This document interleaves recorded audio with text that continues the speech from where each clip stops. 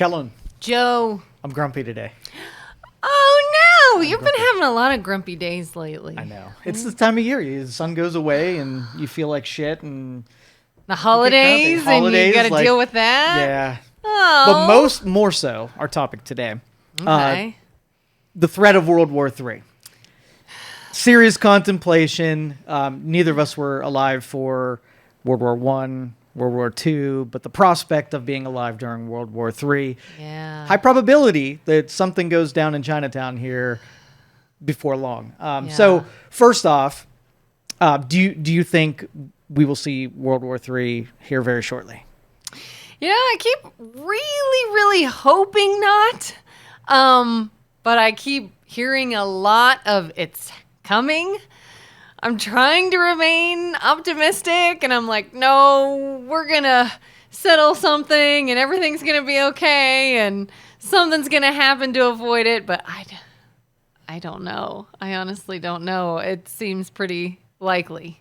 Unfortunately, it's scary. The shitty part is, like, the other world wars, it was a lot harder to bring devastation in our own country, and so we were more tolerant of wars because it wasn't here. Yeah, the building down the street didn't get bombed overnight, right? Yeah. Which we'd have put a stop to that shit if that were to happen here close. Yeah, they had need to fly planes, but now we have hypersonic missiles, we have carriers, we have drones. I mean, we have a lot of stuff that exists now that never happened before. So if somebody wanted to, sling some bad stuff at us, we could probably defend ourselves pretty well, shoot it out of the air on its way in, but it's a lot more of an impersonal threat. I don't see that there's going to be on the shores a bunch of people, sieging a city, but somebody bringing in some material and blowing something up, some missile coming in and taking something out. So let's pretend that it's not going to be on our shores. What do you think life would be like when the newspaper headlines start being World War III begins? And if it happens to be Russia, Ukraine, something like that, would it change anything for you? Honestly, I feel like you remember just a couple of weeks ago leading up to this election when it was nothing but people just fighting and bickering and blaming and name calling. I feel like it's going to extend that. Because I feel like, once again, it's either going to matter. People are going to think it matters who you voted for. People are going to think it matters different people that are coming into power. Whatever the reasoning is, I feel like this is just going to start a whole new realm of fighting here. Even if it's not on our soil, our people are going to be like, this is all because your dude lost, or your dude won, or your candidate wants to do this, or this candidate wanted to do that. And it's just... I have a feeling we're getting right back into that. Almost like a civil unrest here. Does it really matter when a world war is going on if there's civil unrest here? Because I don't necessarily... and you picture how it's depicted, where everybody would just go about their day and they'd come home and read what's going on new in the war. And it was almost like everybody paid attention to it, but they still did their daily. Where today's world war is probably going to be more disruptive to your lifestyle. The things that you buy come from places that probably won't be coming here anymore. They made some sacrifices with materials to build war machines with metals, and some products weren't available. And a lot of, kids went over there and gave up. 60% of people that went to World War II died. I think the statistic, can you imagine a 60% chance that you just weren't coming home? Oh my gosh. And that's another thing I was going to say is, even if it's not, fought here, obviously our military is going somewhere to either get involved or be ready to get involved or assist in some capacity. So that's another thing. Anybody that's got a military family member is probably on edge, because there's a good chance they're going somewhere. But yeah, that high death rate is, oh my gosh. I can't even imagine. And the people that voluntarily signed up for that, it's incredible. Yeah, and if this turns nuclear, it's a game changer too, because we're all just going to die. Like, it is going to be a nuke. Everybody's going to hit the red buttons, and then it's just game over. Like, if we paint that picture and say, okay, now I'm anxious. Let's put some effort into making that war not happen in the first place. Yeah. But it's these absolute morons, right? Mm-hmm. That they basically, they want to pick a fight. right? Because lots of money's to be made when war breaks out. All the politicians want to flex their muscles and, whip out their dicks when it comes to war. And so they all play this game when, Trump had it right. If some of these war hawks had the barrels pointed at their head, it would be a completely different story. They wouldn't be so eager to pick fights with people. Hopefully it's all theatrics. Like they're like, I'm going to push it, right? As a leverage point, hoping to get some kind of advantage. But I think they're morons and they're ready and willing. The itchy trigger finger is going on. Yeah. So I would not doubt if a country like Russia decided to show and flex their nuclear might. Do you think that the change of administration come January could in any way affect, like if something gets started before that, could it come to a halt afterwards? Could things change quickly? Well, here's my hope. The Biden administration is trying to throw a bunch of broken glass in front of the Trump administration. Get them he made the promise he's going to end this thing, and they were like, F you, we're going to F it up so bad right now. Yeah. And hopefully Putin's like, that's obvious, right? He's going to point at it and say, this was all for show.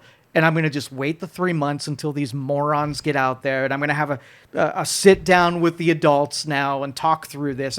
And hopefully, I have hope that this presidential is going to be, this administration is going to be different. But it's probably not. It's probably just they would do the same kind of games with foreign policy to get in the way of the other guy because it's all this stupid idiot game. So do you think Putin, and I don't know anything about him or how he thinks, do you think he would be the type that is like, let me just ride this out until I can talk to the grown-ups in office? Or is this like, oh, okay, you want to act like you're flexing something? I'm going to flex something. Like maybe now I'm going to show up until this new administration I don't think he has to, right? And so if it was just a roadblock, they fired a couple of missiles in there, then it dies down. They were hoping to be a catalyst that would escalate it and whatever. So if it goes, and they shot them all down, so it didn't cause anything. But if they hit a target, the guy is ruthless. The guy is really smart and he's really ruthless. And so to throw some pain at you as a don't try that again, I do not put it past him at all. Yeah. So now that I'm good and anxious and scared about war, World War III. What are the odds? Do you think there is a chance that things could come into our country? Fighting can be brought here?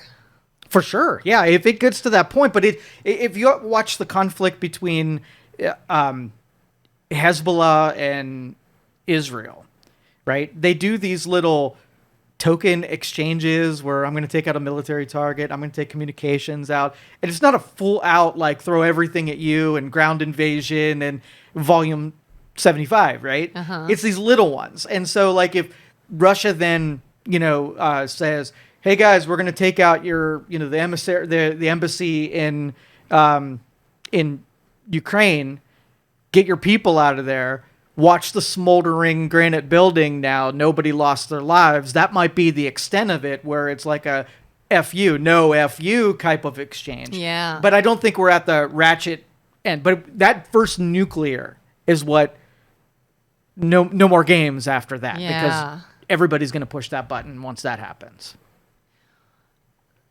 This might be a bit of a naive, dumb question, but has there ever been or could there ever be talks of just everyone get rid of your nukes?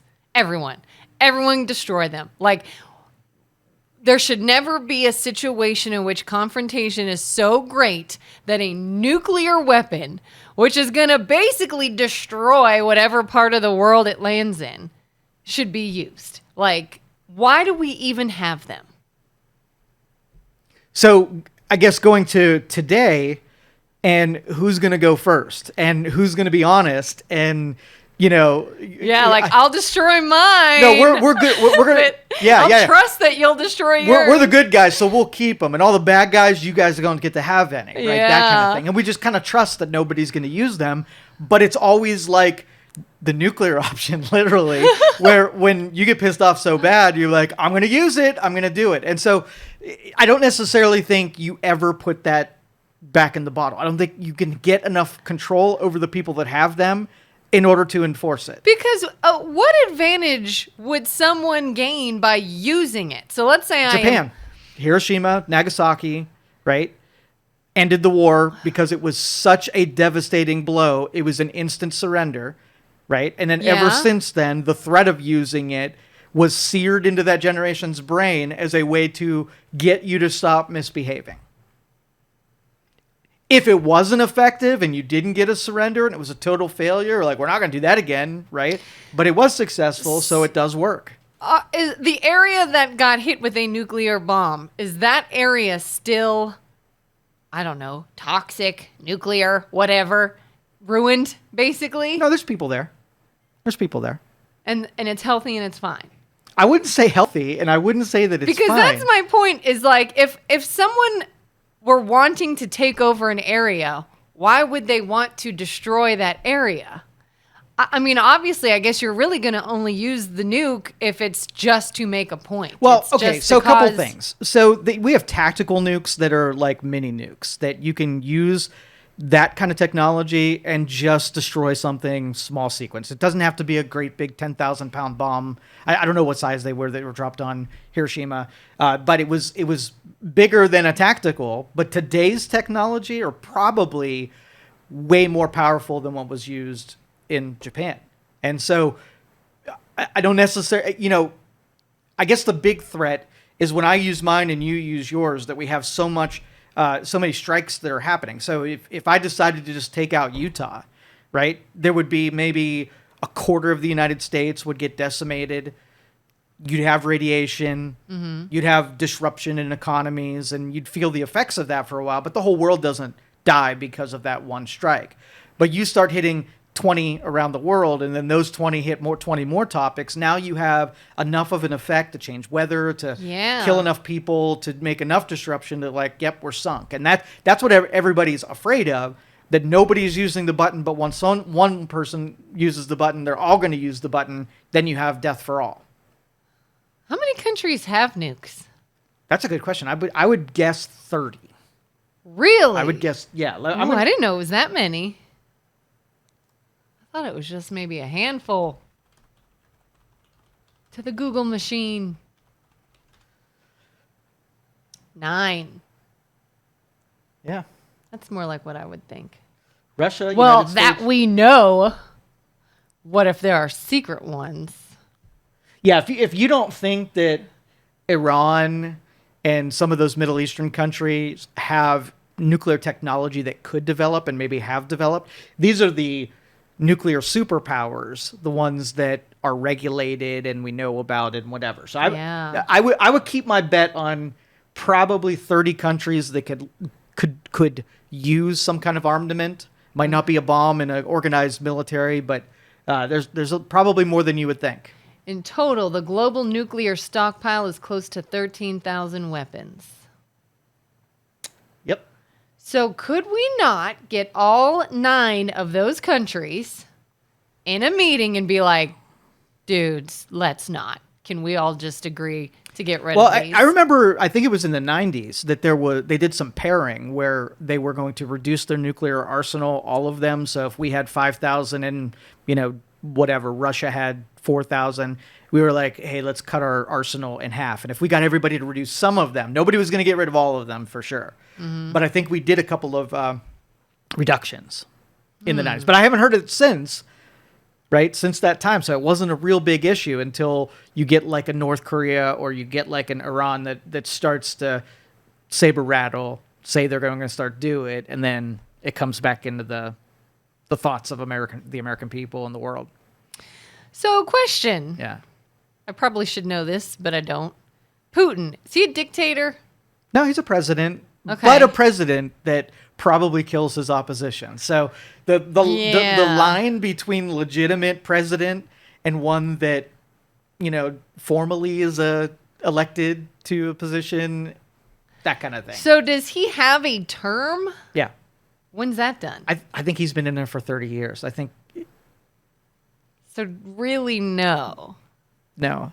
I could run up against him and I could die of some kind of poisoning a couple days before the election. That's probably how it would go down. So hypothetically, really, to sort of solve a lot of these issues, we just sort of need someone else in power there. Well, not really, because we've watched other countries that did leadership, and the successor was worse than the original. And you think someone would be worse than Putin? Yes. Really? I absolutely could see it. We're so screwed. Yeah, because at least Putin, he has ruthlessness, but I've seen him act with restraint. And I think that's part of his...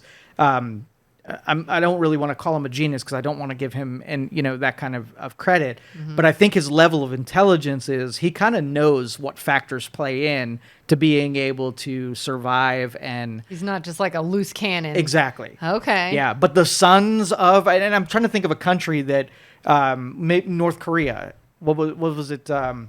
Before Kim Jong-un, it was Kim Jong-il or something like that. Something like that, yeah. So it was a 1-for-1, like it was no better with the successor. Yeah. Gosh. Because if you have that much political power, you're just going to create your replacement as an equal to what you were, right? Yeah. I mean, that's smart politics when it comes to having that kind of corruption. That's scary. What do we do, Joe? What do we do? We got to make everybody get rid of their nukes. Okay, you're starting with the thing that's not going to happen. I know, but what? I mean, here would be our short list. Okay. Let's get rid of war. Okay, is something that also can't be done. No nukes. Little pop guns instead of bullets. That would fists. We can go back to fists. Yeah. Elect non-morons. I mean, that would be a good deal. Someone who won't play with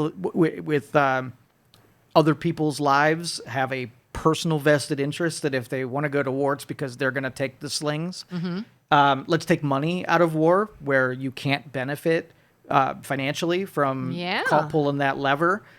What else?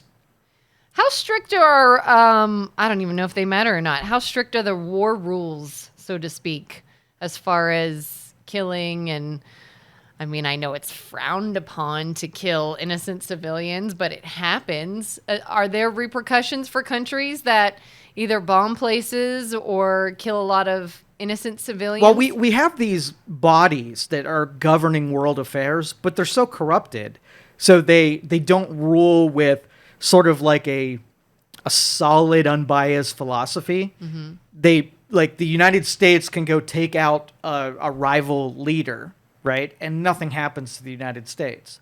But if another country does the same thing, they go to The Hague and, they're hit with war crimes. So if it were absolute and they had actual power to govern, but the minute that you create it, it gets infiltrated with money and then rogue leaders buy it off and can get away with whatever they want. So I can barely trust in my local government. Can you imagine trying to trust in a world government that doesn't follow and play by the same rules? Yeah. That would be ridiculous.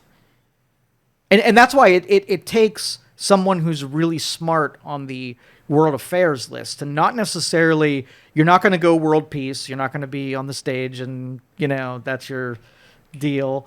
But to manage it, to mitigate it, to be able to play the system, know enough about it that you don't put yourself in a compromising position that costs you lives, costs you money, and, do your best. Like if you had someone that would help, I feel like when we see a bee's hive, we hit it for advantage. But if you had someone that was there to diffuse it so that we tried to get wars not to happen and there are better ways and, let's be mediator and try to diffuse these things. But all these politicians, they make money when we sell missiles and we're an arms provider. So war's good for business. And so stirring up as many of them as we can get. Yeah. And I think too, some of them they want to look strong. They don't want to look weak. And so to them, strong equals flexing your muscle. That's exactly right. And sometimes I think war is the default because we find ourselves there so often.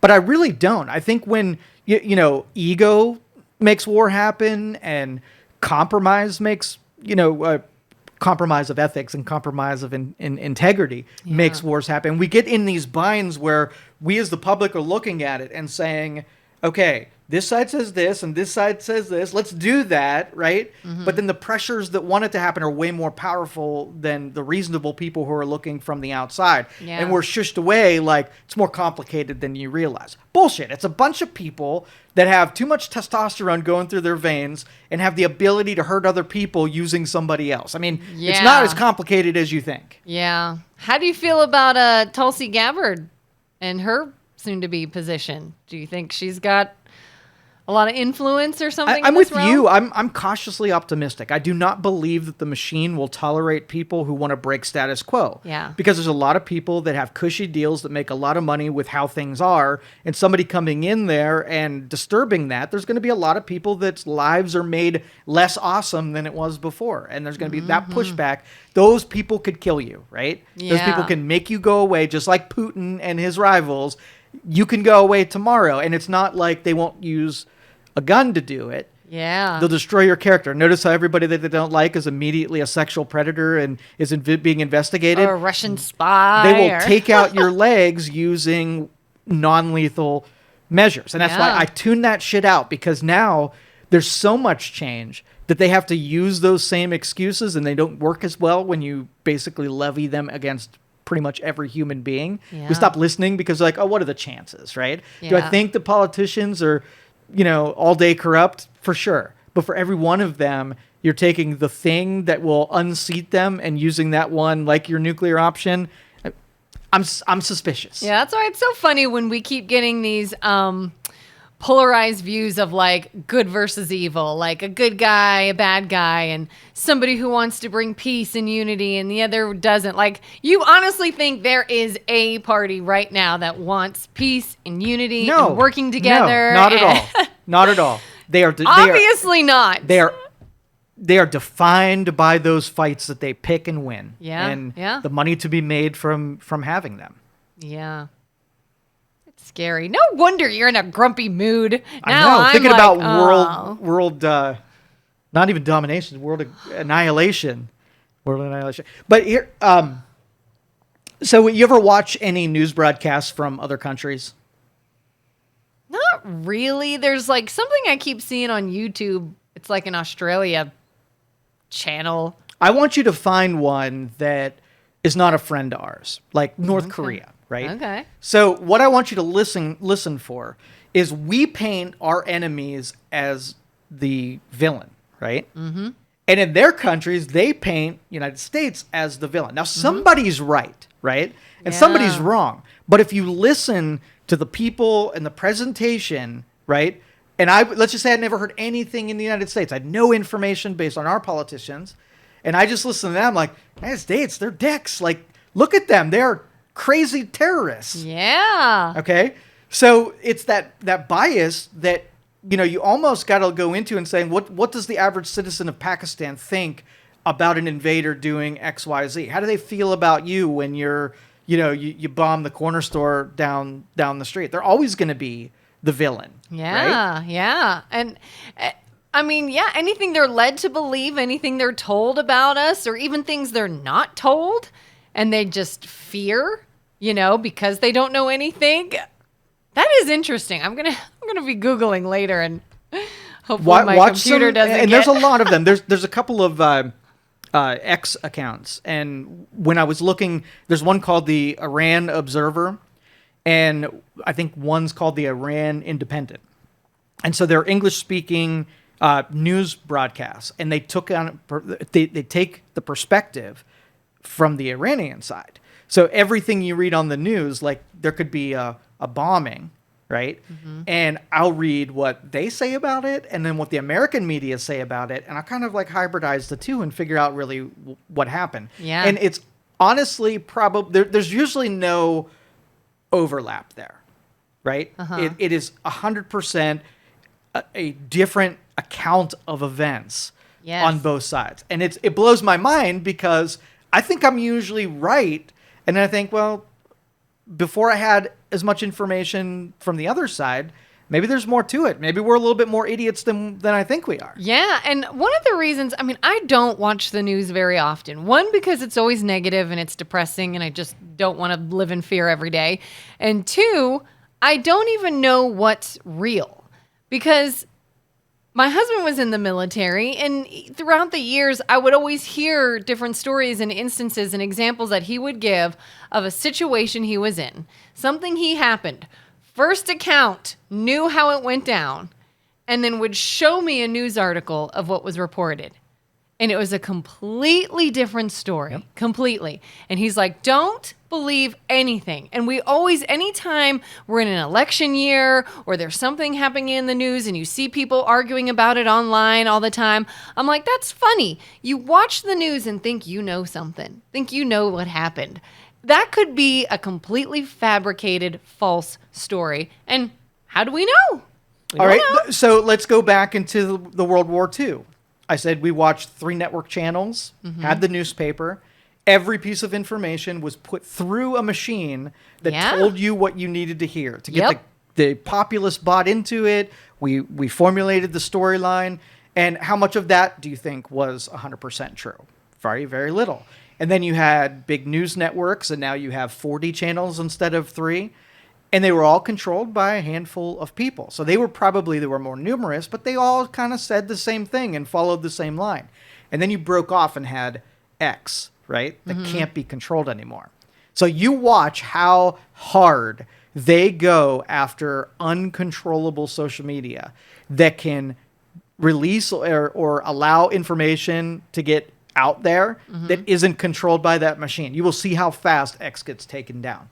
So another good angle on a Trump administration and having Elon Musk involved in this is that the defenders of deconsolidated media and news, like we complain that there's more misinformation in that deal. But if you compare that against single flavor of information that came through the machine that wanted you to think and feel a certain way over 3 channels that were completely controlled by that person, we're going to pick messy, more information, or clean, distilled information. Yeah.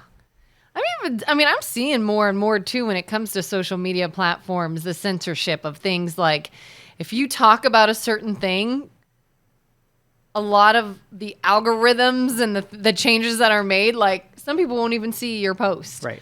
That's the censorship of today. Yeah. And it's sophisticated. Like I said, even we fight wars, we don't fight direct me to you wars. We fight proxy wars and disturbance wars and bot wars, and so we can get at you without having to fire a shot that would put us in the international criminal court, right? Yeah. And we can probably hurt you worse using our sophisticated means. Well, the information people, that's a war on truth. Like who's the trust authority? Who no matter what, if you heard something from them, you know that they could not be gotten to. Who's 100% honest and truthful. They've never told a lie. You know that they have pure information that can't be biased. And whatever, if you heard it from them, you know it's being told the truth. I don't know. I don't know anyone. And like you said, too, sometimes there's just enough truth in something to make it believable. And there's just enough truth to make 2 different views likely. And there's like what's the word I'm looking for? Something probably did happen that's a little bit of both sides, but not necessarily what one believes. You know what I mean? It's so hard to decipher then what the truth is. All right, so and I have a lot of respect for actual journalism, people who dig through it, and news agencies that hire these people are a business. Their job is to get people to pay attention to them. So if I just gave you information and I was like, that's kind of boring. Let me dress the information up to make it a little bit more, right? Yep. So if Trump says something like, it'll be a bloodbath if the car industry, whatever, right? That's not boring. But if Trump said there would be blood in the streets if I don't get elected, that's sexier and more people will pay attention to that. Yeah. Do you trust that the person's not going to chase down the dollar when their job is to chase down the dollar and put it in the coffers? There's an incentive to actually not get it right because right sometimes is boring. Yeah, I knew a guy who, for work, he did a lot of like social media management for companies and things of that nature. And he would always advise people. He said, if you are trying to make a lot of posts and you want engagement or views or attention on your posts, you've got to spin it in a negative light. Yep. And he's like, I know a lot of people don't want to do that, but if it's like, you know, it could be anything. It could be like, 10 things to make you look nice for work. No, it's 10 things you should never wear to work. 10 things that'll get you judged or kicked out of or fired. Not like, professional attire. So ideas. is all of this stemming from people are horrible? Like the consumers of the information it works. are demanding the information at the same time that if I gave you just proper information, how many times do you watch C-SPAN? Hardly ever. Because it's boring as shit, right? You are hearing it firsthand, and you won't watch it because information is boring as shit. Mm-hmm. Mm-hmm. And so consumers want information that will make the dopamine spike, right? Mm-hmm. Even if it's a little bit, we'll forgive you a little bit if you dress it up and make it interesting. Yeah, absolutely. So pretty much this show is, it's everybody's fault. We're all terrible. Everything ends in World War III. We're going to nuke ourselves. We're going to buy into lies. And all of this is our own fault. All fault. And there'll never be a solution. Oh, I got a nuclear. You know how you said, like, let's get the nuclear countries together and give it up? Uh-huh. So let's get all the people together and have them not pay attention to dramatic media, right? Yeah. Get everybody together and we'll all agree that if the channel comes on and they start, like, ramping things up, turn it off and go watch C-SPAN. Yeah, yeah. If something is kind of boring, if they're like, you know what? Not a lot to report today. Everything's kind of the same this week. Nothing major happened. Come back tomorrow. Yeah. Come back tomorrow. Maybe something will happen later. Who knows? Rather than, oh gosh, we better spin something. We better paint something in a dramatic light because we need views. We need viewers. We need attention. An optimistic view, we're effed. Yeah. That's it. Yeah. No wonder you're in a bad mood all the time. Yes. God. Now, on a personal level, are you going to make any preparations for the nuclear fallout that will be visiting your hometown? Soon. I mean, okay, so your neighborhood doesn't get hit directly, right? Hopefully but not. There's some fallout. You might get exposure to radiation. Do you know how to manage radiation sickness? How to keep yourself, what not to eat, what to eat? Any bullet points to share? No. All right, so you're hoping that it just doesn't happen because you might not be ready for that, right? Yeah, if we could not, that'd be great. We could just keep that far, far away, or maybe not at all. I bet you iodine tablets are trending right now. Oh my God, we should see if they are. Are they? I don't know. Gotta get that iodine. Have you started taking iodine tablets? No, I keep a stock full of them. So again, when shit hits the fan, go to Joe's house. No. I mean, don't go to Joe's house because I'm going to need some more of the iodine tablets.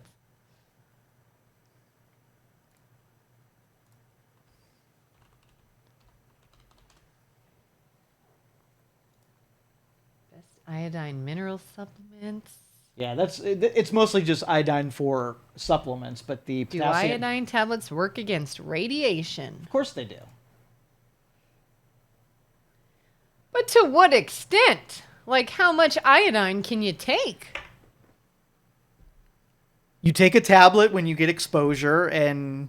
Like, how much exposure? How much? Like, well, I think what's going to happen is you're going to get waves of radiation. Depending on how close you are, you're going to get exposure. And so if you get this sort of like on the peripheral exposure, you take some iodine, you don't get as much damage, and because radiation can fry you up pretty good. Yeah. But I would recommend not only looking up the preparations, but looking up what it does to your body and how you feel. Did you watch what was that new movie that had to do with the nuclear reactor melting down? What the heck was that? It was the guy who invented it, Eisenberg.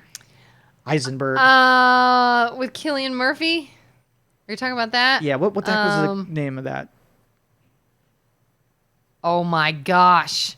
The one that was like Oscar winning and... Yeah. And in the movie, there was a nuclear meltdown. And the radiation spiked. Oppenheimer. Oppenheimer. Yeah. Yeah. Oppenheimer. I didn't see it. Yeah. But anyway, so it pretty much depicted what I always thought would happen if I was really close to some kind of radiation, where you get super sick, you get lesions on your skin, and that's high doses. We're more likely to get low doses of it. In school, did they have any nuclear fallout shelters, and you visited? No. You didn't have any of that stuff? No. Did you? Well, they would still existed. Or the building that we were in, they had all the signs that pointed down where you went in the case of a nuclear bombing, because that was fresh in their mind. Wasn't it like duck and cover? Or that's the atom bomb or something. What was duck and cover? I think that was if your neighborhood got bombed, you would... Yeah, your desk was going to save you. Totally going to save you. Like, those desks were sturdy as shit. Yeah, that's all we need is a bunch of school desks. Yeah, so preparations-wise, get some potassium iodine tablets and just keep them on hand, just in case. Like, what's the worst that can happen? They're $20. They last for 6 years. If you don't need them, they're still there. Again, like, how much? Like, one a day? Do you just, I don't know. Like, chew them like candy? The end of my preparation was have them. And if we got hit, I don't know that I'd be able to Google the rest. Hopefully the instructions are on the... Yeah! Does it tell you, like, in the event of nuclear war? Or is it just, hey, you had a little exposure? I mean, is there a... dosage... 1 to 15 tablets a day? I don't know. That's some good research. But what about food preparation? If all the food's contaminated, the water might be contaminated. You might not have access to food. Do you have MREs that you can hit up? No. All right. Dead in 2 ways. You're radiation poisoned and no food, no water. Civilization breakdown, or do you think people are buying these mobile fallout shelters? And I think it was like $12,000 or something like that. It's a concrete box. It looks like a shed that you would put in, but it's got reinforced concrete so that you could live in your little fallout shelter shed in case of nuclear. I don't necessarily want to live in a concrete box.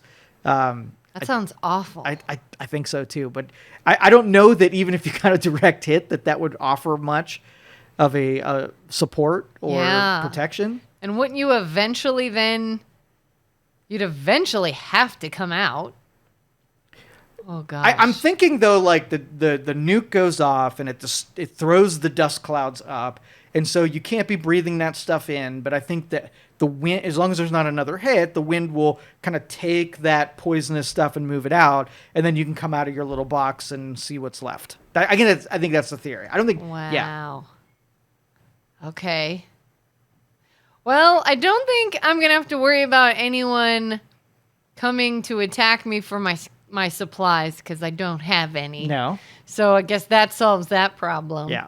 You might be screwed, because we all know you got supplies and possibly a cement box. But I might not. Like, you may not. I may not have anything, zero preparation. I might look at you and say, oh, you bought that? I was making salacious news so I'd get some clicks. Yeah. True. See, I turned it around again. Back in there. Can't trust anyone. Nope.